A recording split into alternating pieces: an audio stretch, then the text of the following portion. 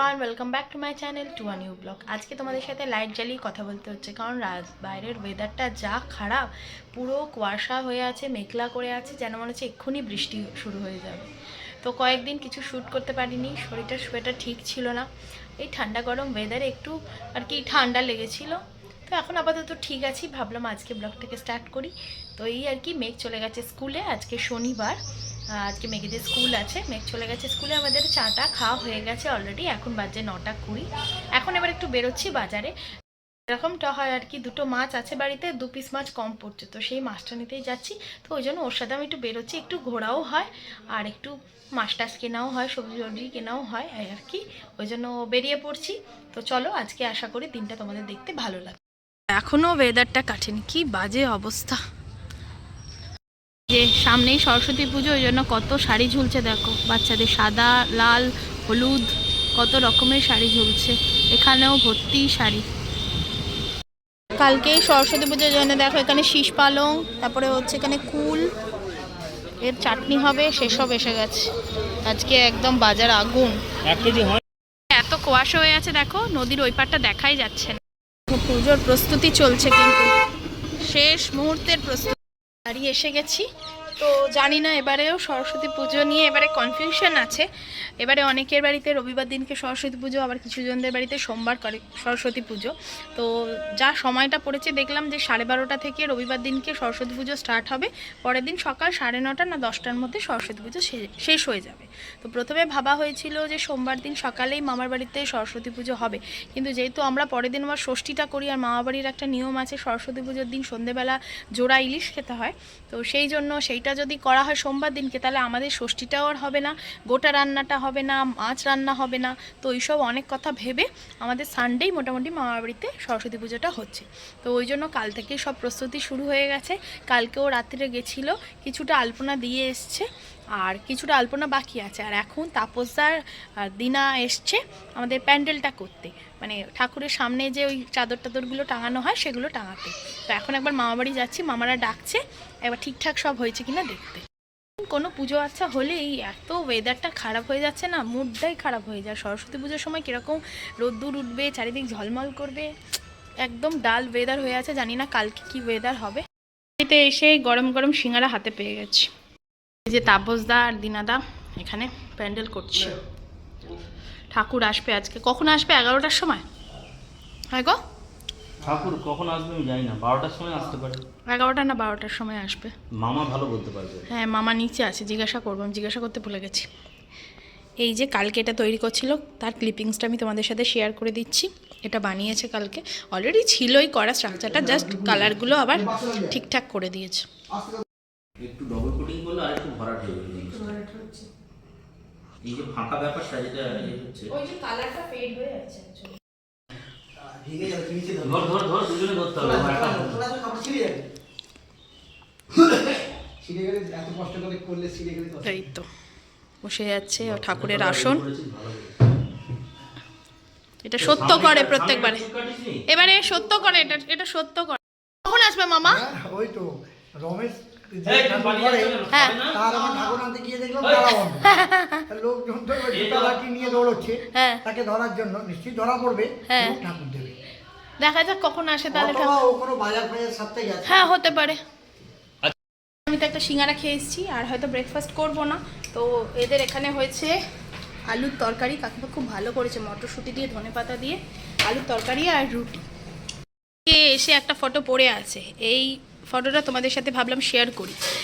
এইটা যখন আমরা এই জার্নিটা করেছিলাম, তখন আমি কোনো ব্লগিং করতাম না বা ভিডিও করতাম না, ওই জন্য এর যে মেমোরিটা তোমাদের সাথে আর শেয়ার করতে পারছি না, কিন্তু যা এক্সপিরিয়েন্স, তাই না বলো, মানে লাইফ টাইম এক্সপিরিয়েন্স। এটা 22 উল্টো দেখাচ্ছ। প্ল্যাকেটটাও খুলে ফেলো, এটা এক্ষুনি টাঙাবো। প্যাকেটটা আমরা ওই যে ঘরে আমাদের সমস্ত মেমোরিগুলো রাখছি, কোথায় কোথায় আমরা ঘুরেছি নিজেদের লাইফে। ও বলেছে বয়সকালে আমরা দেখবো কোথায় কোথায় আমরা গেছি, কত সালে, কত বছর বয়সে, তাহলে এগুলো মনে পড়বে। হ্যাঁ, ইয়ারটা মেনশন করা হয়নি অ্যাকচুয়ালি, এটা আমরা নিজেরা গেছিলাম, অন্য যেগুলোতে গেছিলাম সবই ট্রাভেল এজেন্সির মাধ্যমে, ওরা ওই জন্য সবসময় দিয়ে দিয়েছে। তো এই যে দেখো গুরুডংমার লেক, দেখো মাও দেখেনি কালকে। এই যে গুরুডংমার লেকে আমরা 3 জন একসাথে ছবি নেই, কারণ সবাই একা একাই ফটো তোলা হয়েছিল ওখানে, সেটাকেই আমরা কোলাজ করে একসাথে করে নিয়েছি।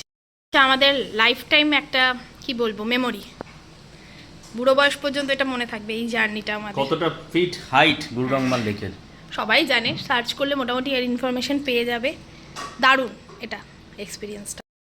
এখন তলার গাছটা তোমাদের দেখাচ্ছি, ফোকাস নিতে পারছে না। এই যে এখানে কি সুন্দর গোলাপ হয়েছে দেখো, আরও 2টো কুড়ি রয়েছে, ফুটবে এবার আস্তে আস্তে।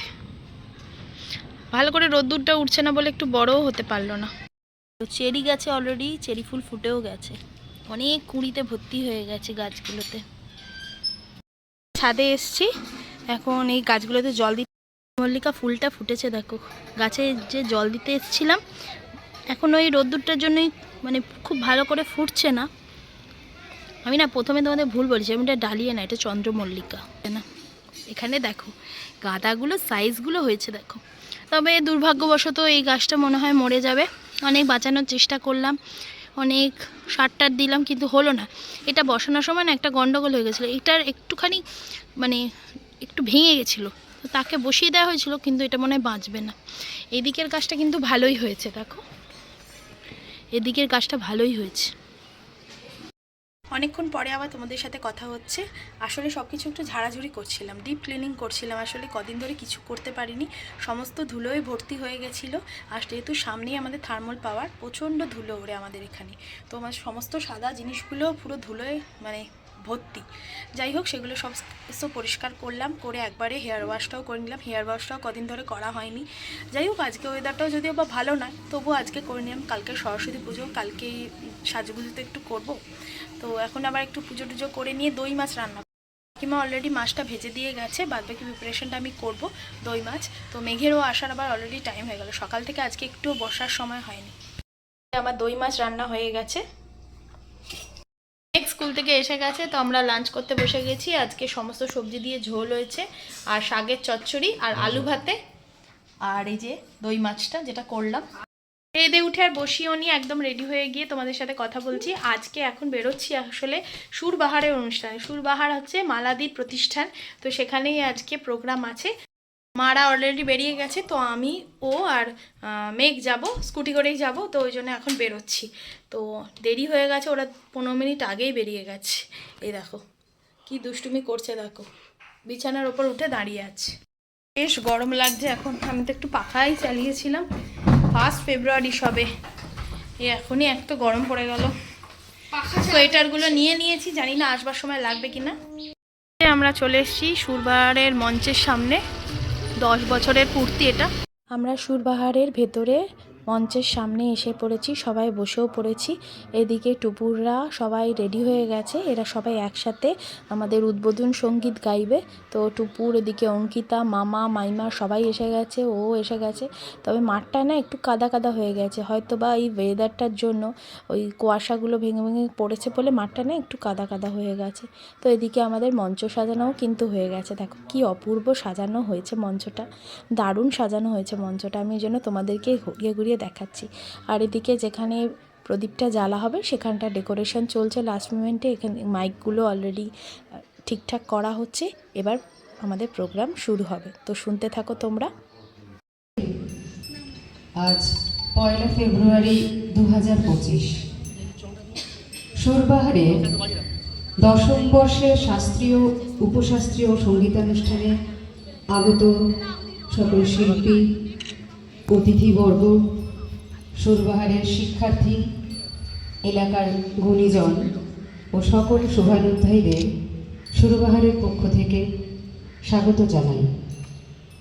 বিপ্লব রায়চৌধুরী মহাশয়, পশ্চিমবঙ্গ সরকারের মাননীয় মৎস্যমন্ত্রী, উপস্থিত আছেন শ্রী মহাদেব সেনগুপ্ত মহাশয়, অবসরপ্রাপ্ত প্রধান শিক্ষক, সঙ্গে সহযোগিতা করছেন মাননীয় মহাদেব সেনগুপ্ত মহাশয়, মাননীয় সন্দীপ রায়চৌধুরী মহাশয়। এছাড়াও উপস্থিত আছেন মাননীয় শঙ্কর ঘোষ, মাননীয় ফাল্গুনী চ্যাটার্জি মহাশয়। সুরবাহারের সমস্ত সদস্য সকলকে আহ্বান জানাই মঞ্চের সামনে প্রদীপ প্রজ্বলনের মাধ্যমে এই অনুষ্ঠানের শুভ সূচনা সূচিত হবে। প্রদীপ প্রজ্বলনের মাধ্যমে সুরবাহারের 10ম বর্ষের অনুষ্ঠানের শুভ সূচনা সূচিত হচ্ছে।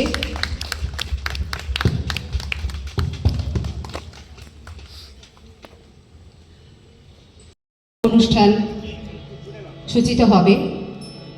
সরস্বতী বন্দনায় সুরবাহারের শিক্ষার্থীরা, হারমোনিয়ামের সহযোগিতায় শ্রীমতী দেবারতী চ্যাটার্জি, তবলায় মালা বেরা, বাঁশিতে শ্রী নির্মলেন্দু সেনগুপ্ত এবং পারকাশনে শ্রী দিব্যেন্দু ভট্টাচার্য। উদ্বোধনী সঙ্গীতের মাধ্যমে আমাদের শুভ সূচনা সূচিত হবে। সালে যখন প্রথম এরকম ধরনের একটা অনুষ্ঠান করব বলে ভাবনা চিন্তা মনে এসেছিল, বর্ণালী ঘোষ, যাকে আমি ববিদি বলে ডাকি, আমাদের ববিদি, ওর সাথে প্রথম আলোচনা করি। সেটা গিয়ে শ্যামা কাকুকে বলি। আমার ছাত্রছাত্রী সবার কাছেই আমি আমার প্রণাম জানিয়ে, আমার ভালোবাসা জানিয়ে আমার বক্তব্য শেষ করছি।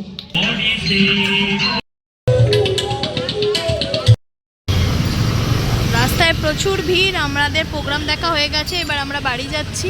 বাপরে দেখো, লাস্ট মোমেন্টের শাড়ি কেনা চলছে, আর রাস্তায় আজকে পুজোরও কেনাকাটা হচ্ছে, ওই জন্য প্রচণ্ড ভিড়। এখন বাজে 6:45, তো বাড়ি চলে এসেছি। ওই অসাধারণ প্রোগ্রাম ছেড়ে আসতেই সত্যি বলছি মন থেকে ইচ্ছা করছিল না, কিন্তু কি আর করা যাবে, আজকে মেঘের স্যার আসবে এখন আর কি, তো ওই জন্য চলে এলাম বাড়ি। তো মেঘ পড়াশোনাটা করে নিই, কারণ কালকে সরস্বতী পুজো, সারাদিনে আর কিছু হবে না, সামনেই এক্সাম, তো ওই জন্য বাধ্য হয়েই চলে এলাম। মায়েরা আসছে, মায়েরা এখনও আসেনি, একটু পরে আসবে। মামা বাড়িতে আবার 7:30 নাগাদ ঠাকুরমশাই আসবে। কালকে যেহেতু প্রায় 12:30 পরে পুজো স্টার্ট হবে, তো অনেকে কালকে করছে, তো ওই জন্য ঠাকুরমশাই কিছুটা জোগাড় আজকে রাত্রেই করে দিয়ে যাবে। তো ওই আর কি, কাকিমাও এখনও আসেনি, এখন একটু ড্রেসটা চেঞ্জ করে চা খাবো।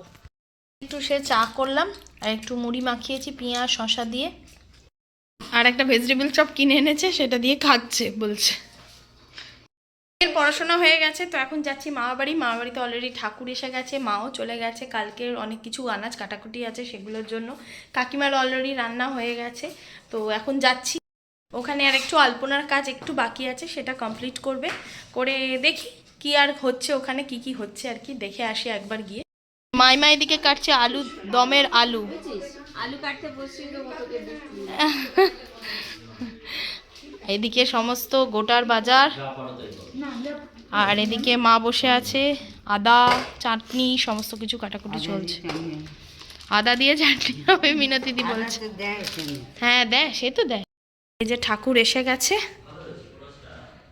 এই যে ঠাকুর মশাই এসে কিছুটা জোগাড়ও করে দিয়ে গেছে।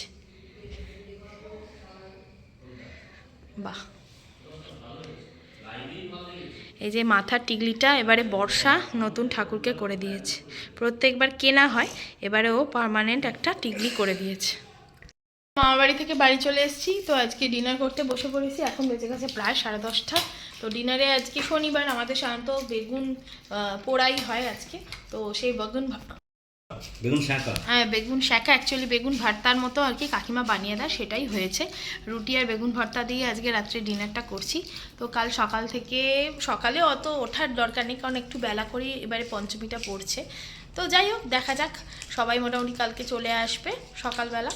তো আজকে ব্লগটা আপাতত এখানেই এন্ড করছি, কালকে আবার তোমাদের সাথে দেখা হচ্ছে আর একটা এক্সাইটিং ব্লগের সঙ্গে। তো till then, tata bye bye, good night.